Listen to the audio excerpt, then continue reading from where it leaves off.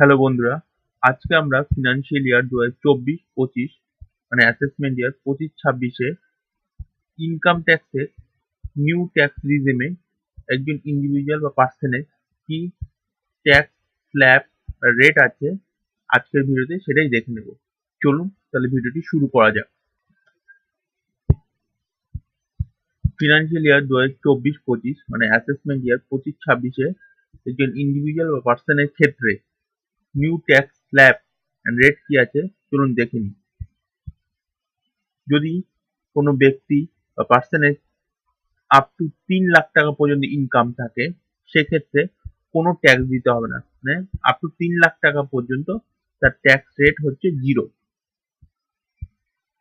তারপরে স্ল্যাবটা হচ্ছে 3,01,000 থেকে 7 লাখ টাকা পর্যন্ত, মানে 3 লাখ টাকার ওপরে যদি কারো ইনকাম থাকে আপ টু 7 লাখ টাকা পর্যন্ত, তাহলে সেক্ষেত্রে তাকে 5% রেটে ট্যাক্স দিতে হবে 3 লাখ টাকার ওপরে যেই ইনকামটা হচ্ছে তার ওপর।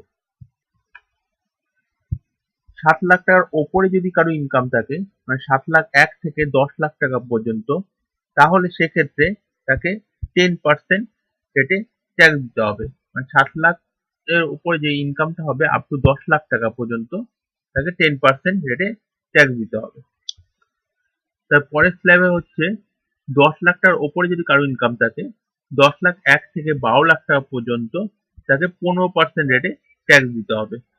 মানে 10 লাখ টাকার উপর যে ইনকামটা হচ্ছে তার থেকে আপ টু 12 লাখ টাকা পর্যন্ত তাকে 15% রেটে ট্যাক্স দিতে হবে।